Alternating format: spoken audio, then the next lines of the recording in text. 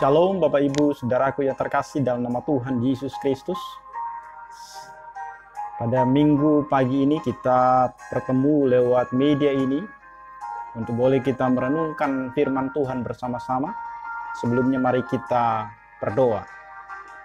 Terima kasih Bapa di dalam surga untuk anugerah-Mu bagi kami. Dalam kesempatan ini kembali kami boleh merenungkan firman Tuhan lewat media ini.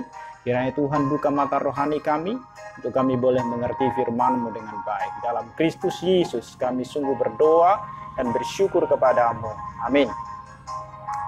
Bapak Ibu Saudaraku yang terkasih, firman Tuhan bagi kita pada hari ini diambil dari kitab Mazmur pasal yang ke-42, ayatnya yang pertama sampai dengan ayatnya yang ke-6. Saya akan membacakan untuk kita. Untuk pemimpin biduan, nyanyian pengajaran Bani Korah, seperti rusa yang merindukan sungai yang berair, demikianlah jiwaku merindukan Engkau ya Allah. Jiwaku haus kepada Allah yang hidup. Bilakah aku boleh datang melihat Allah? Air mataku menjadi makananku siang dan malam. Karena sepanjang hari orang berkata kepadaku, di mana Allahmu? Inilah yang hendak ku ingat sementara jiwaku gundah gulana. Bagaimana aku berjalan maju dalam kepadatan manusia, mendahului mereka melangkah ke rumah Allah dengan suara sorak-sorai dan nyanyian syukur dalam keramaian orang-orang yang mengadakan perayaan. Mengapa engkau tertekan, hai jiwaku, dan gelisah di dalam diriku? Berharaplah kepada Allah, sebab aku akan bersyukur lagi kepadanya, penolongku dan Allahku. Demikian jawab pembacaan firman Tuhan. Bapak Ibu Saudaraku yang terkasih, Mazmur 42 ini disebut sebagai Mazmur ratapan, di mana kita melihat bahwa pemazmur meratap, menyatakan ratapannya kepada Tuhan. Oleh karena apa? Oleh karena pergumulan yang sedang dialaminya di dalam hidupnya. Bapak Ibu Saudaraku yang terkasih, bahwa pemazmur disebut sedang merasa terasing dari tanah perjanjian, khususnya dari bait Allah di dalam Yerusalem itu. Maka di dalam bagian ini, pemazmur sesungguhnya sedang berada di dalam ambang keputusasaan. Ketika di satu sisi ia sedang meragukan Allah, tetapi di sisi yang lain ia sangat meragukan Allah. Tetapi tidak tahu dia mau berpaling kemana. Ia pun mendengar cemoohan musuh-musuh yang bertanya, di manakah Allahmu? Dan cemoohan ini semakin menguatkan keraguan dia akan Allah. Bapak Ibu Saudaraku yang terkasih, saat ini kita sedang diperhadapkan sesungguhnya dengan keraguan itu. Seperti keputusasaan. Di dalam kondisi pandemik, virus yang melanda dunia saat ini, bahkan Indonesia, di sekitar kita, virus itu seolah-olah sedang mengintip kapan akan menyerang kita. Dan ada banyak orang mengalami keputusasaan dan ketakutan. Bahwa kita tahu bahwa virus ini tidak memandang siapa, kaya, miskin, negara adikuasa, atau siapapun dia. Virus itu tidak memandang. Semua yang namanya manusia bisa saja terserang oleh itu. Maka Mazmur 42 ini sesungguhnya sedang mengajarkan kepada kita. Sama seperti seorang pemazmur yang sedang berada di dalam keputusasaan, di dalam tekanan yang begitu besar. Tetapi kita melihat bahwa pemazmur ini pun, sekalipun di dalam keberadaan seperti itu, pada akhirnya nantinya dia tetap berharap kepada Tuhan. Bapak Ibu Saudaraku yang terkasih, Mazmur ini kita melihat di dalam bagian Mazmur ini, kita melihat bagaimana kita menyaksikan bahwa seorang pemazmur menyatakan keluhan-keluhannya, perasaan-perasaannya kepada Allah. Pemazmur menyatakan keyakinannya juga kepada Allah di tengah-tengah pergulatan imannya, dan kemudian kita melihat ada perubahan-perubahan perasaan daripada pemazmur. Kalau kita melihat yang pertama di dalam bagian ini adalah bahwa pemazmur itu jiwanya begitu merindukan Tuhan. Di ayat yang kedua dikatakan seperti rusa merindukan sungai yang berair. Seperti rusa merindukan sungai yang berair. Ini bukan kerinduan biasa Bapak Ibu Saudaraku, tetapi satu kerinduan yang hebat. Perasaan rindu ini digambarkan oleh pemazmur sebagai seekor rusa, gambaran seekor rusa yang benar-benar haus. Seperti rusa merindukan sungai yang berair, kata pemazmur di sini. Demikian kerinduannya kepada Allah. Dengan sengaja pemazmur memilih gambaran seekor rusa. Kenapa? Dia tidak memilih gambaran seekor unta misalnya, karena unta itu mampu bertahan dalam waktu yang beberapa waktu dia bisa bertahan di padang gurun. Tetapi rusa sama seperti manusia. Dia tidak bisa bertahan tanpa air. Dia akan langsung mati kalau tidak ada air. Bapak Ibu Saudaraku, manusia bisa bertahan untuk tidak makan. Rusa juga seperti itu, tetapi kalau tidak ada air, maka kemungkinan kematian itu akan cepat datang. Dan pemazmur menggambarkan di sini bahwa rusa yang membutuhkan air digambarkan oleh pemazmur sebagai kerinduan kepada Allah. Ia menderita dan merasakan nestapa seperti hampir mati. Kenapa? Karena tidak berjumpa dengan Allah, sumber air hidup itu. Sesungguhnya di dalam hidup kita harusnya setiap orang percaya akan merindukan Allah, mencari Tuhan. Ada nggak kehausan di dalam diri kita? Adakah perasaan bahwa aku akan mati kalau aku tidak berjumpa dengan Allah? Perasaan ini yang digambarkan oleh pemazmur. Pemazmur kita lihat di sini tidak menyembunyikan bahwa penderitaannya. Orang-orang di sekitarnya melihat apa yang dirasakannya. Kalau kita melihat pemazmur mengatakan di dalam bagian ini air matanya tumpah siang dan malam. Bahkan air mata itu disebutkan menjadi makanannya. Apa maksudnya? Pemazmur sedang menggambarkan bahwa semua makanannya basah. Oleh karena apa? Oleh air mata yang tumpah. Kenapa? Karena dia diejek orang-orang di sekitarnya. Diejek orang-orang yang mengenalnya. Mereka tidak percaya kerinduan pemazmur terhadap Allah ini akan terkabulkan. Maka kita melihat pertanyaan, di mana Allahmu? Terasa bak sembilu yang menusuk hatinya. Pemazmur, kita melihat di sini, di ayat yang kelima itu, dia menjadi gundah gulana. Ayat yang kelima dikatakan apa? Inilah yang hendak ku ingat sementara jiwaku gundah gulana. Maka kalau kita melihat di dalam bagian ayat yang kedua itu tadi, pemazmur sedang berkata, aku hendak mencurahkan dalam jiwaku, merupakan pengulangan kalimat air mataku menjadi makananku siang dan malam. Apa yang dimaksud dengan pemazmur dengan mencurahkan air mata kepada Tuhan? Kalau kita melihatnya di dalam teks lain, di dalam Ratapan pasal 2 ayat 18-19 misalnya, kita melihat ada kesejajaran dari ungkapan cucurkanlah air mata bagaikan sungai siang dan malam, dengan curahkanlah isi hatimu bagaikan air di hadapan Tuhan. Sebenarnya ungkapan ini sedang menggambarkan kesedihan yang begitu hebat. Pada peristiwa lain kita melihat misalnya bahwa seorang Samuel misalnya ketika mengumpulkan bangsa Israel di Mizpah, di dalam Samuel pasal 1 pasal 7 ayat 1 Samuel pasal 7 ayat 6, mereka menimba air dan mencurahkannya di hadapan Tuhan. Tindakan mereka itu menimba air dan mencurahkannya di hadapan Tuhan menggambarkan kesetiaan yang total kepada Allah. Jadi kita melihat bahwa kesetiaan total dari pemazmur kepada Allah diperlihatkan waktu kapan? Waktu rombongan itu berjalan kemana? Berjalan menuju bait Allah di Yerusalem.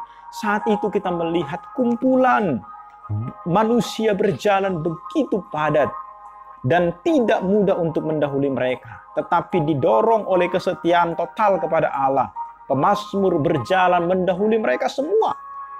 Inilah yang menjadi sumber penghiburan saat jiwanya gundah gulana. Dia mengingat bait suci, maka dia terhibur karena itu. Bapak Ibu Saudaraku yang terkasih, pemazmur kita melihat di sini bahwa di dalam jiwa yang tertekan itu, dia mengeluh kepada Tuhan. Tetapi kita melihat keluhan daripada pemazmur itu yang paling dalam. Di ayat yang ketiga kita melihat apa? Jiwaku haus kepada Allah yang hidup. Bilakah aku boleh datang ke rumah, ataupun bilakah aku boleh datang melihat Allah? Kita melihat Bapak Ibu Saudaraku yang terkasih, kerinduan pemazmur yang begitu besar dan kuat kepada Allah hanya bisa ditumpahkan melalui pertanyaan, bilakah aku boleh datang ke rumah atau datang melihat Allah? Jadi di dalam bagian ini sesungguhnya kita melihat bahwa ungkapan yang disampaikan oleh pemazmur ini secara harafiah sebenarnya bisa kita katakan adalah, bilakah aku boleh datang melihat wajah Allah? Bilakah aku datang melihat Allah? Kapankah aku bisa melihat wajah Allah? Ungkapan ini sedang menjawab sebenarnya ketika orang bertanya kepada dia, di manakah Allahmu? Di ayat yang keempat itu kita melihat. Karena pertanyaan ini sesungguhnya sedang mengejek pemazmur. Tidak mungkin Tuhan akan menolongmu. Jadi di dalam pergumulan, di dalam persoalan kadangkala, khususnya di dalam masa sekarang ini, kadangkala kita melihat pertanyaan-pertanyaan orang. Di mana Tuhan? Apakah ada Tuhan di masa sekarang ini? Misalnya, ketika kita sungguh percaya bahwa Tuhan akan menolong kita, tapi orang berkata bahwa tidak ada Tuhan yang akan menolong kita. Di dalam pergumulan persoalan kita sekarang, teriakan kita, apapun itu persoalan kita. Mungkin kita sedang berkata, apakah Tuhan itu benar-benar akan menolong saya? Bapak Ibu Saudaraku yang terkasih, apa yang sesungguhnya pemazmur kalau kita lihat begitu haus akan Tuhan, begitu merindukan Tuhan. Tetapi kita melihat di sini bahwa perasaan daripada pemazmur di ayat yang ketiga, ayat yang kedua juga di dalam bagian-bagian ini tadi, bagaimana dia menggambarkan ayat yang kedua, ayat yang ketiga, dia haus betul kepada Allah. Dia begitu bergumul sampai air matanya tertumpah disebutkan menjadi makanannya siang dan malam. Tetapi kita melihat seorang pemazmur tetap berharap kepada Tuhan, bahwa Allah yang diyakini oleh pemazmur adalah Allah yang sungguh-sungguh akan menolong dia. Pemazmur begitu mengenal Allah. Bapak Ibu Saudaraku yang terkasih, dia berkata, ayat yang ketiga itu, jiwaku haus kepada Allah yang hidup. Dia meyakini betul bahwa Allah itulah Allah yang hidup, yang sanggup menolongnya. Pemazmur bagi dia adalah Allah yang hidup, yang dapat memuaskan jiwanya. Tidak ada yang lain. Bapak Ibu Saudaraku dalam Kristus Yesus, pada masa sekarang ini, akhirnya kita mengerti, tidak ada yang bisa menolong kita selain daripada Tuhan. Tidak ada. Apapun dia, di dalam hidup kita sekarang sama seperti pemazmur, dia paham betul bahwa tidak ada yang hidup yang bisa memuaskan hatinya kecuali siapa? Allah itu sendiri. Tidak ada yang lain. Allah yang hidup adalah Allah yang mendengar dan melihat penderitaannya, yang bertindak, berbuat, dan yang tidak membiarkannya terus menderita.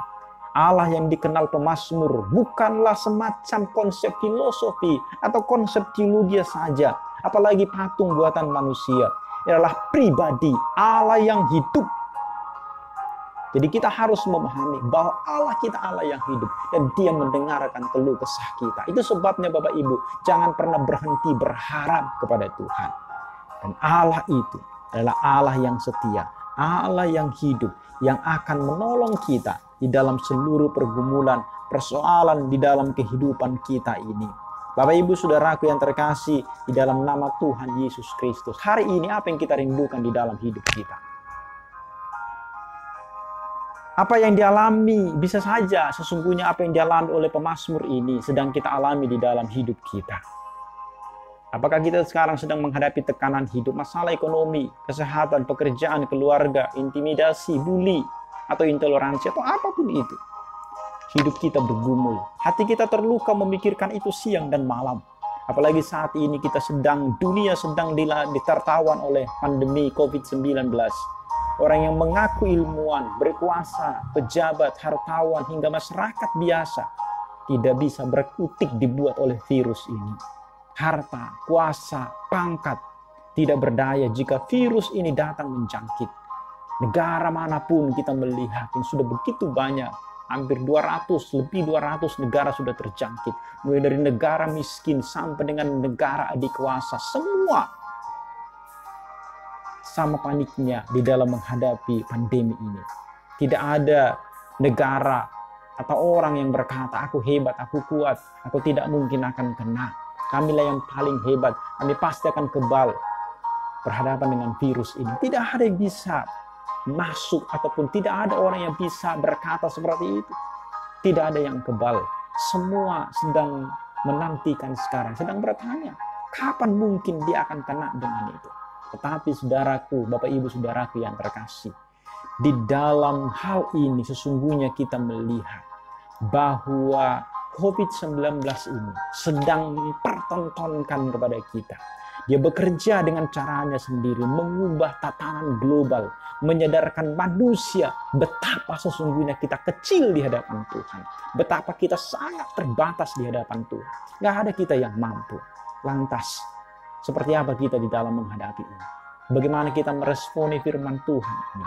Bagaimana kita meneladani seorang pemazmur ini yang di dalam pergumulannya di dalam Mazmur 42 ini menunjukkan kepada kita, sekalipun di dalam berbagai persoalan, tekanan hidup yang dihadapinya, tetapi seorang pemazmur tetap bertahan.